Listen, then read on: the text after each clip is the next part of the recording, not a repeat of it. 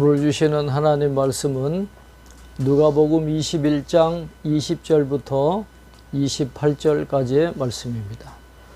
너희가 예루살렘이 군대들에게 에워싸이는 것을 보거든 그 멸망이 가까운 줄을 알라. 그때에 유대에 있는 자들은 산으로 도망갈 것이며 성내에 있는 자들은 나갈 것이며 촌에 있는 자들은 그리로 들어가지 말지어다.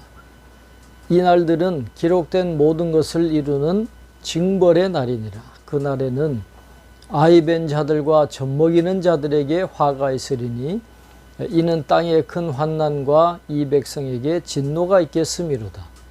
그들이 칼날에 죽임을 당하며 모든 이방에 사로잡혀 가겠고 예루살렘은 이방인의 때가 차기까지 이방인들에게 밟히리라 그랬습니다. 누가복음 21장 5절부터 19절까지 말씀에서 예루살렘 파괴에 앞서 일어나야 할 사건을 소개했던 누가는 이제 예루살렘 파괴의 과정과 그 상황에서 제자들의 대처 방안에 대해서 생생하게 묘사하고 있습니다. 예루살렘은 군대에 의해서 포위될 것인데 그것은 예루살렘과 성전의 끝이 가까웠다는 징조가 될 것입니다. 주후 70년에 디도 장군에 의해서 예루살렘이 무너지게 되는 것입니다. 따라서 제자들은 이러한 징조를 보게 되면 예루살렘으로 들어가서는 안 되고 예루살렘 주변에 있는 자들은 비교적 안전한 산으로 도망해야 하고 그 도시 안에 있는 자들은 밖으로 피난을 가야 할 것입니다. 예루살렘은 이제 더 이상 안전한 곳이 아니라 오히려 하나님의 징벌의 대상일 뿐이었습니다. 이러한 징벌이 시행되는 때에 위험에 가장 쉽게 노출될 수밖에 없는 아이벤 여인들과 젖먹이는 어머니들에게 화가 있을 것인데 하나님의 진노는 누구에게나 예외 없이 큰 환난으로 임할 것이기 때문입니다. 누가는 마지막으로 예루살렘이 이방인에게 파괴되고 포로로 잡혀가는 운명에 처할 것임을 자세하게 묘사하고 있는데 이것은 예루살렘 성전의 파괴로 말미암아 충격에 휩싸여 있었을 그의 독자들에게 그 사건이 갖는 신학적인 의미를 좀 더 명시적으로 밝힐 필요가 있었기 때문으로 이해할 수 있겠습니다. 1월 성신에는 징조가 있겠고 땅에서는 민족들이 바다와 파도의 성난 소리로 인하여 혼란한 중에 곤고하리라. 사람들이 세상에 임할 일을 생각하고 무서워함으로 기절하리니 이는 하늘의 권능들이 흔들리겠습니다. 그렇습니다. 여기에 언급되고 있는 표현들은 구약 성경에서 바벨론이나 에돔 같은 열국들에 대한 하나님의 심판을 묘사하는 데 사용된 묵시적인 언어입니다.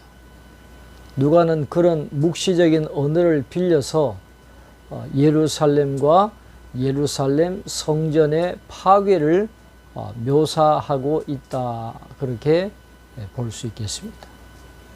그때 사람들이 인자가 구름을 타고 능력과 큰 영광으로 오는 것을 보리라. 이런 일이 되기를 시작하거든 일어나 머리를 들라.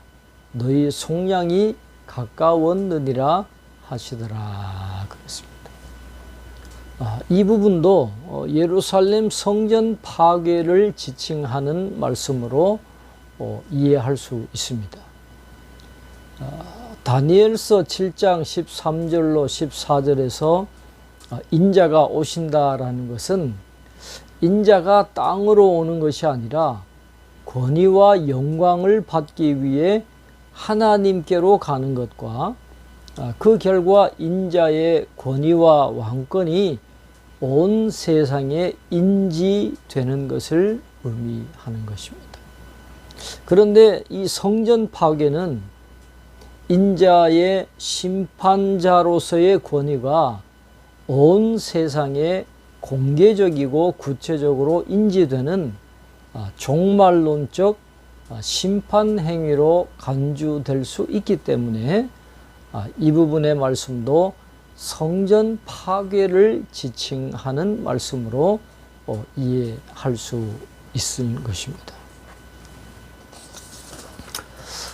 너희 속량이 가까웠느니라 하는 그런 표현은 미래의 최종적인 구속을 의미하기보다는 예루살렘에 대한 종말론적 심판 행위와 관련된 하나님의 활동을 의미하는 것으로 보아야 합니다. 특히 28절에 너희가 이 앞에 7절에서 질문을 던진 제자들을 의미한다면 28절은 예루살렘에 대한 인자의 심판이 진행되는 동안에 고난 가운데 인내해야 했던 제자들에게 인자로서 예수님의 진정한 권위를 입증해 준 성전 파괴와 더불어 제자들의 구속이 보다 확고하게 보장될 것임을 확인해 주고 있다라고 할 수 있는 것입니다. 예수님의 모든 제자들은 고난 중에도 머리를 들고 자신들의 구속을 확신 가운데 기대해야 한다라는 것을 예수님은 강조하고 있습니다. 오늘 예루살렘 성전 파괴에 대한 이 주님의 예언의 말씀을 우리가 기억하고 우리가 하나님 앞에서 심판의 대상이 되지 않도록 오히려 하나님이 인정하시고 기뻐하시는 믿음의 삶을 살아가기로 새롭게 결단하고 하나님의 나라를 소망하면서 살아갈 수 있는 저와 여러분이 될 수 있기를 바랍니다. 기도하겠습니다. 하나님 아버지, 예루살렘 그 화려한 성전에서 하나님께 예배드리는 또 하나님을 섬기고 경외하는 제사가 끊임없이 드려졌지만 그러나 예루살렘과 예루살렘 성전의 파괴를 피하지를 못했습니다.